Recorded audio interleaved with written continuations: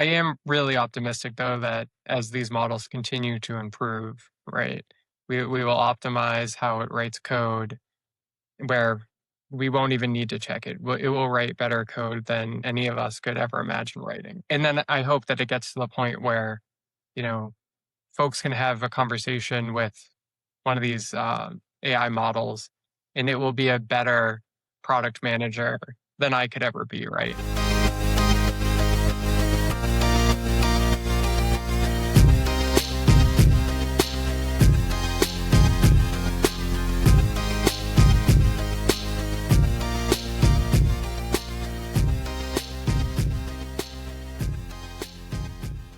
Welcome back, everybody. This is the Brainwave Exchange. I'm your host, Jason Davis Cook, joined as always by the inestimable Anthony Torres. Anthony, how are you? I'm having a great day. How are you, Jason? I'm doing all right. It's a bit of a hot one over here in England at the moment, but we're getting through. I'm a bit sweaty. You can probably see in the camera here, but we're getting through. I'm excited for this conversation today. We've actually got a couple of people joining us. Anybody who's been tracking along with our internal series, Lisa is our head of I don't know what your title is these days. The head of engagement management. That's the one. She does a great job with us, keeping people engaged. But our guest of honor today is indeed Joe Flanagan. And Joe is a senior director of data product at RA Ventures, also known as Raven, where he leads digital and data strategy across the firm's portfolio of incubated biotech companies, building the infrastructure and tooling that let early stage teams make breakthrough discoveries on compressed timelines. He started as a bench biologist and has spent the past decade at the intersection of lab and data science, turning complex scientific data sets into ML, AI-powered products. Prior to Raven, he built and led product teams at Montai Therapeutics, Digitalis Ventures, where Anthony and I have overlapped with him many times, EQRx and Indigo Agriculture. Joe, welcome. We're so excited to have you today. Thanks, Jason. Thank you for having me. And thank you, Claude, for writing that intro. The good one. I think it really highlights your best qualities. So Knows me well. I know that one of the things that is sort of the hot topic these days is the use of Claude or other sorts of AI agents in the generation of technology. And both Anthony and I have the experience of the technology side of it. You've got the experience on the sort of product and user side of it. And we're hoping to kind of merge those two worlds here today with the help of Lisa, who is also someone who's well-versed in the product side of the world.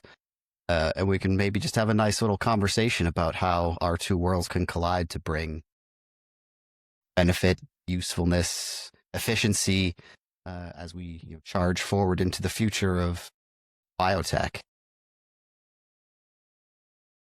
With that, let's open it up. And Joe, I know you've had some experience here with generating, we'll call them, useful little AI dashboards for people. But talk us through kind of how you've experienced Claude and what it's been able to help you generate.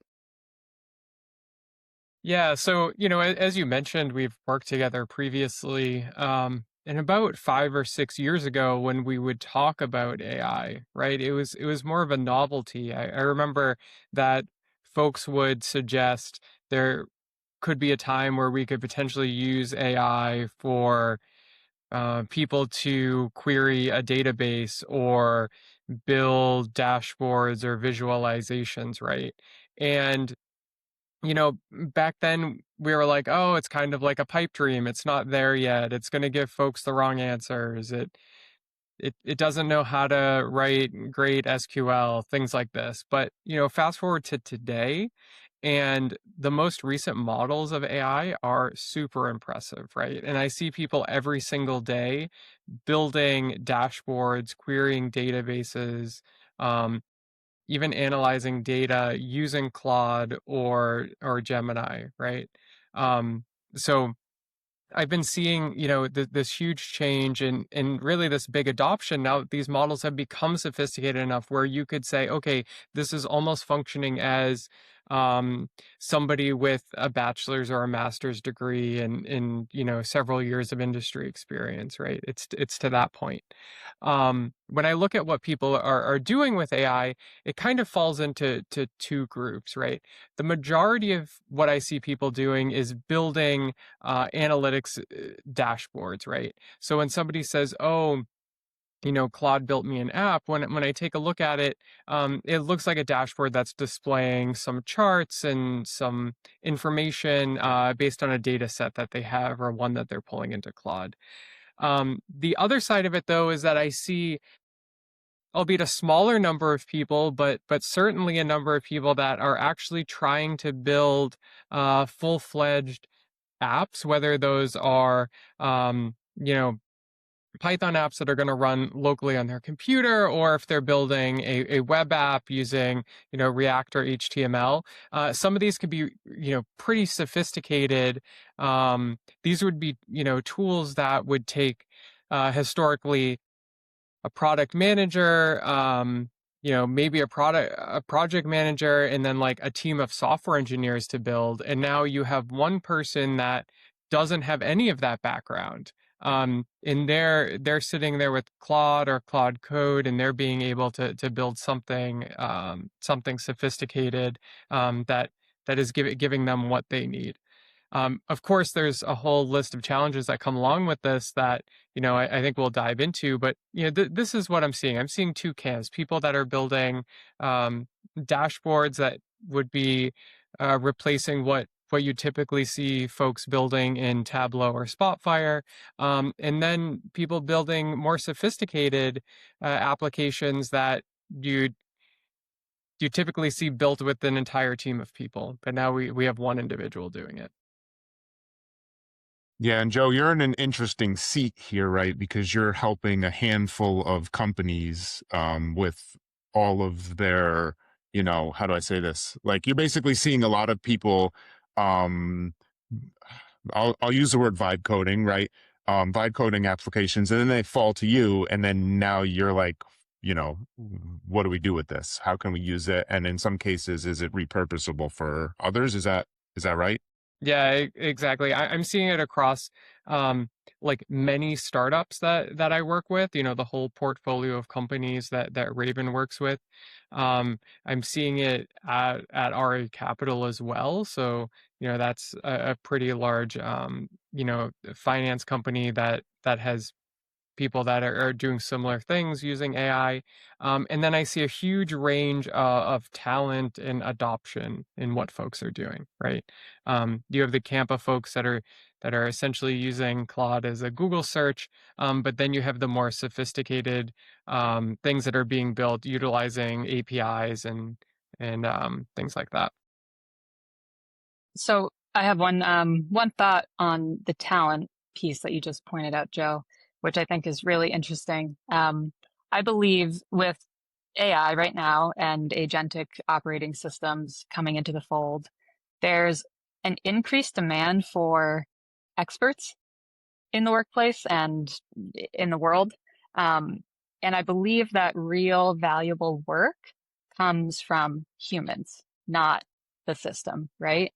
So it's interesting to think about the collaboration of us as human beings with a really well-defined agentic operating system, and how this can lead to more talent, more growth in the person, and ultimately success in whatever the goal is or the company is that you're working for.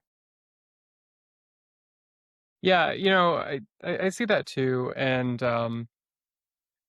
recently I was talking with a group of people that were more on the academic side, and they were a little more like bullish on AI. They were a little more standoffish on AI. Their experience was that, often AI can produce hallucinations or give you wrong information or things like this. And what I see there is they're trying to use AI to replace um, sort of the knowledge and questioning that you might get from a scientist or an academic that's exploring, uncharted territory in the world, right? AI right now is not great for that. The side where I see like AI is super useful is navigating, the software engineering space, right?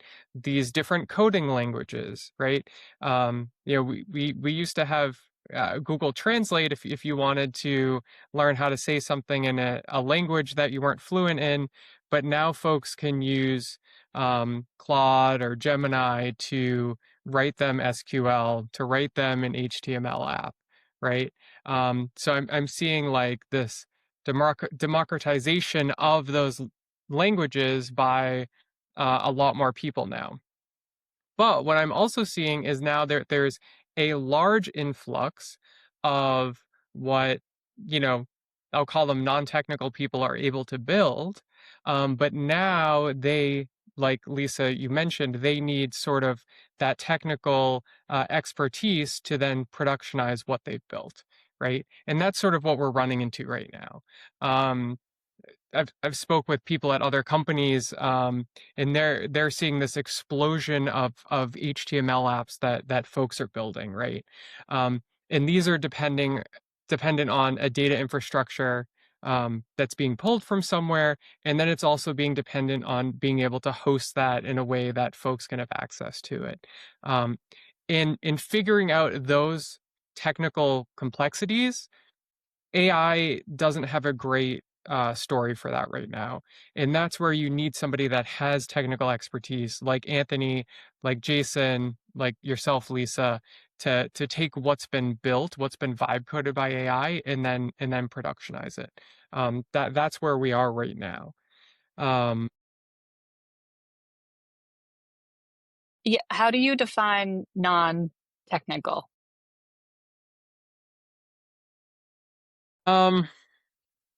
I guess it's it's kind of like a broad term that I'm using it in, but there it's a gradient, right? So like a non-technical person would be somebody that's never engineered a piece of software before, right? Doesn't know the coding language. They're fully reliant on these AI models. AI is generating code, and they don't have the experience or the knowledge to be able to read through it, to understand what's happening, to troubleshoot it, right? That's like the level of non-technical folks that I see building things in AI. Hmm. Anthony, So do you want to comment? I have never built a piece of software myself. I'm familiar with obviously the software and technical world, but I I just want to, I think this is a really interesting point to talk through, because I do think non-technical people can really use AI for true valuable work. But Anthony, I'll let you jump in. So this is actually, I'm sort of on the other end of that spectrum where this software is all I've been doing for quite some time. And I'm not going to lie, like having Claude generate code has been super valuable for speed. But I've also seen where it goes really sideways. And a simple example that I want to use here is you ever ask it like a simple question, like a one sentence question, and AI dumps 6 paragraphs of explanation at you? Uh, what I've seen in coding is like that same sort of behavior. So I asked a simple question about a thing I didn't have a lot of experience with, which was like, okay, I want to do fuzzy search. We know I've got a dictionary of terms and we've got some user generated input. And how do we just rank like, hey, what we think it probably is? And when you're starting from zero, like asking an agent to help you like implement fuzzy search, what was super valuable from that exercise was like, oh, it said, here's some libraries that are good at this job and you can look through them. And so basically it was like a Google search in that sense, where it kind of helped me focus. Do I want to use tool A, B, or C? But the second thing I noticed was when the implementation, it was probably like 100 lines of code, right? It did a bunch of data transformations and it worked, right? Like I ran the code, it worked. I got my answers, but I went and I tried to read what it did and I couldn't follow it. right? Like, because things were named like obj, k, v, like, you know, and I understand why it would do these things, but if you're trying to like know what it is you have, got to be able to reason about it. So I was like, okay, like, it was important for me to definitely understand how this works. And so I went to the documentation for the library that is selected, and I was able to delete all but 5 lines of code. Right. I was able to remove all the data transformations. I just needed to spend a few moments to be like, okay, here's what the contract of the library looks like. Here's how you send information in, and here's how you use it. And so the thing that makes me nervous about all of these tools, right? When Joe's talking about somebody gives you a prototype, it works. And then what's that next step to host it, manage permissions, and all of the like things that are sort of not sexy about software that need to be done and done right.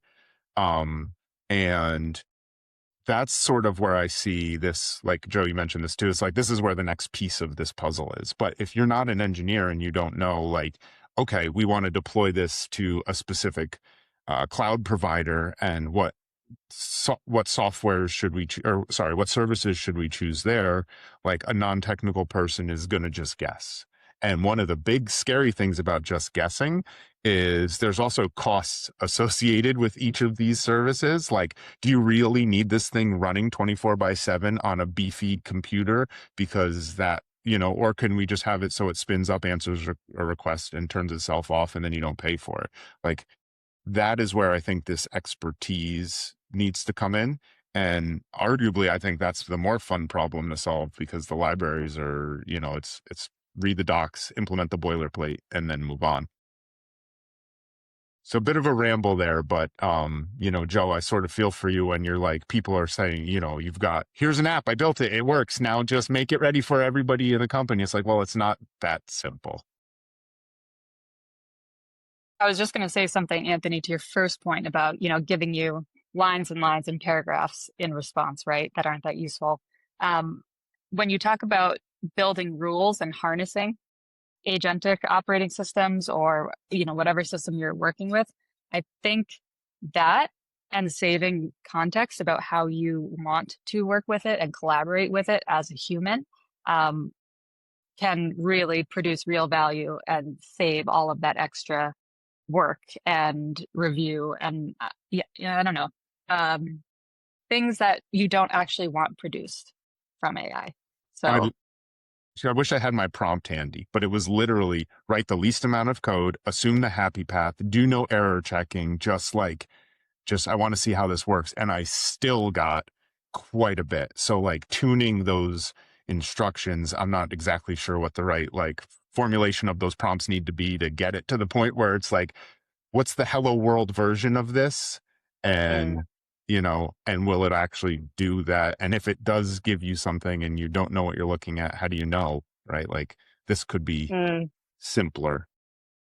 I think this might be solved with a like very new introduction of building these agentic operating systems and producing files that contain context about who you are, how you want to write, how you want to read, all of these different things, how you want to work, and what your goal is from working with this system.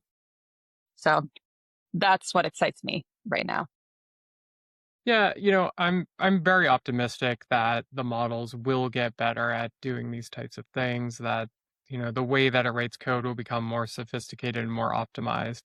But, you know, back to, you know, Lisa, what you were saying about technical expertise, right? You know, you mentioned that you hadn't built an app before, right? You're not a software engineer, but I see that there's two like paths for expertise in this area, right? You have software engineers and people that have written code before, right? But then you also have the product folks, right? You know, like Lisa, that's where your background is. You're a product person, you build products. What I see now is that AI is enabling folks without either of those skill sets to then build products, right?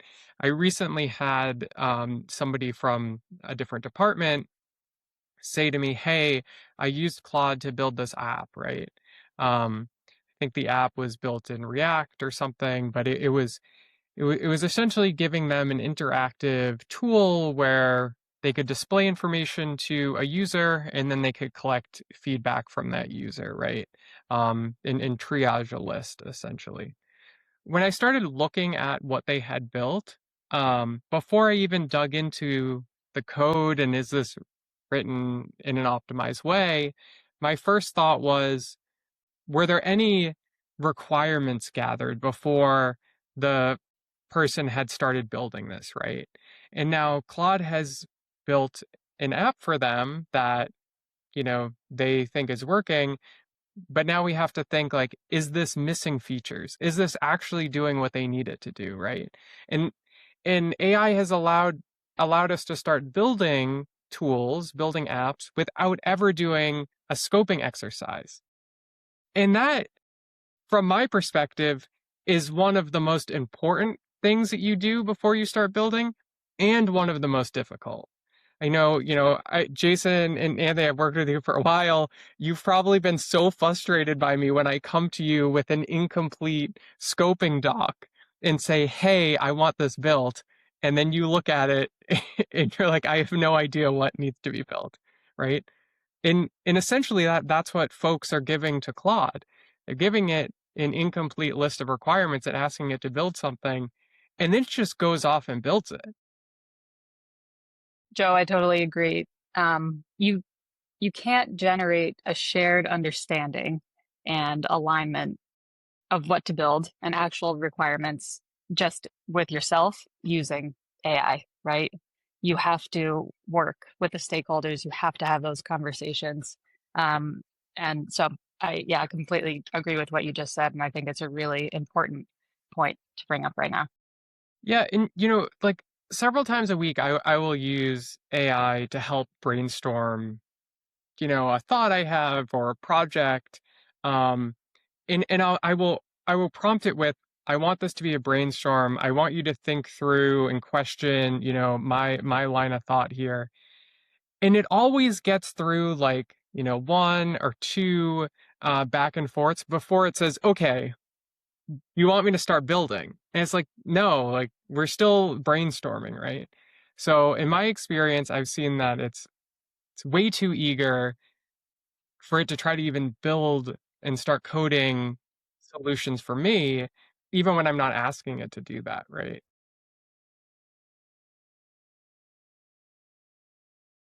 Yeah. So how are you thinking about, I don't know, trying to put guardrails or processes in place as the more non-technical people within your sphere are starting to put together these AI applications? And obviously they're going to make the thing solve their very narrow problem, but it might not translate well across all of the different people who may need it. So how are you trying to guard against that and make them think more holistically about let's make something that will solve a broader use case?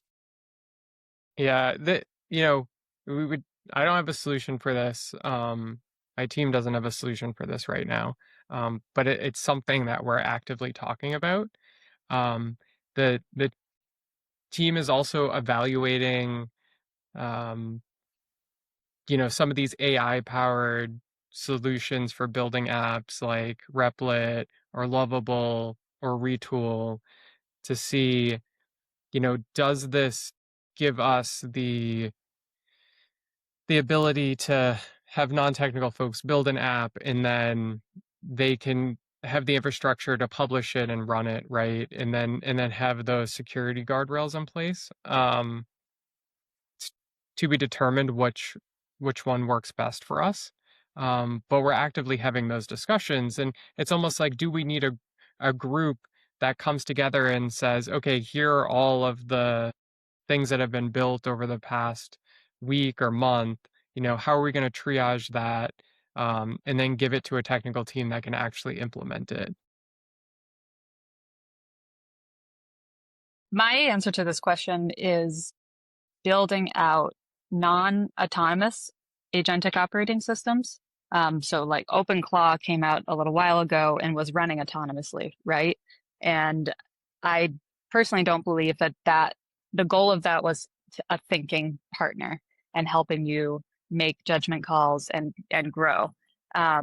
But I do believe that if you build a operating system that you define the rules, you put real harnessing in place, and you collaborate with as a human and have to sign off on everything that it produces, and save your context over time, each session that you go into, I really do think that it can lead to better judgment, decision making, and expansive thinking that produces more valuable work. And I think you can do that on a personal level and then possibly even across your team and identify what are the overlaps of our jobs and how could we create a system that might work for that.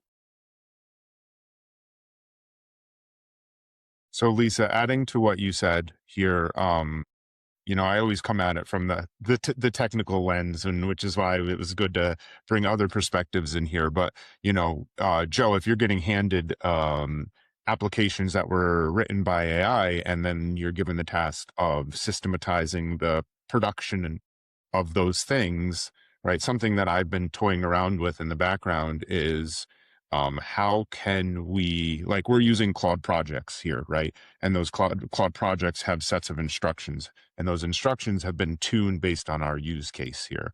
And then one of the things that we found was that the Claude project file management was pretty like underwhelming. And so like then the next natural suggestion is, can we have an integration or a connector with some sort of document store that can get updated in real time? And then as Claude gets used, it's referring to the your knowledge base basically. And so that's sort of the next evolution for us, is like, how can we make it so that the engineers can say, well, this is how we build a project that goes into our knowledge base. And the product people say, like, here's how we define the requirements, and that goes into our knowledge base. And then the Claude project can be something that you share with, the people who are vibe coding apps, to be like, hey, we put the guardrails in place for you.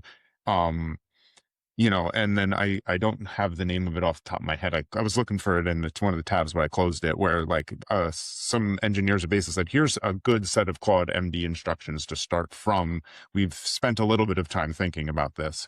And then so basically you start with something like that, you layer on your institutional knowledge, and then you let the people who want to just like knock out prototypes to solve their very specific problem, like, go at it. But then the thing that you get from them follows some framework that can then be deployed. And I think that's probably like how I would go about solving that particular task. Lisa, what you got? And I've been thinking a lot about that and starting to test it out and toy around with it. And it's working really well. And I think these files can range from anywhere from your identity, decisions you make, how you write your principles, rules, scope, all of the things, and applying that across a team for product and engineering and really other roles is something that is really exciting to me. But the fundamental piece of that is that us as human beings are still steering it. We are the ones that are making the decisions and signing off and updating those files and collaborating with it.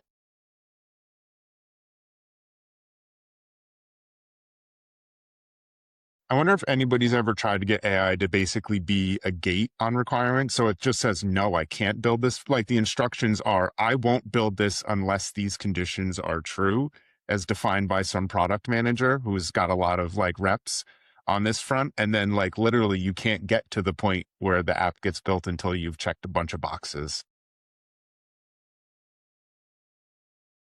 That's an interesting experiment. I think if you had an example of a product manager or a product that you wanted to use, you could have it reference that. But that is interesting. You can put hard rules in these operating systems. So Joe, you got to go make some enemies. Be like, sorry, I can't do that until you've gone through this workflow. Yeah, I think right now that's probably the best way to start building things that are actually going to work and be scalable. I am really optimistic though that as these models continue to improve, right, we will optimize how it writes code where we won't even need to check it. It will write better code than any of us could ever imagine writing, right? And then I hope that it gets to the point where, you know, folks can have a conversation with one of these AI models, and it will be a better product manager than I could ever be, right? I'm pretty optimistic we'll get there. Help you become a better product manager. Like be a thinking partner is how I like to think about it. And yeah.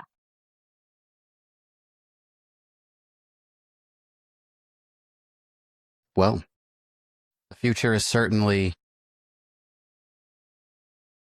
very exciting for all of us, I think. I know there's a lot of scary talk about AI replacing all of us, but I think there are definitely much brighter futures where, like we've all kind of said here, AI is a partner, not replacing us. It just makes all of us a whole lot better. Joe, I want to thank you so much for taking the time to chat with us. It was an enjoyable conversation. I hope you enjoyed it as well. I hope the listeners out there got some interesting ideas on how they might be able to use AI in their own spaces and keep it useful and not just let it run crazy and build out whatever. Yeah. Thanks again, Joe. I hope you enjoyed chatting with us. Thank you all. Great conversation. Until next time, everybody, be well.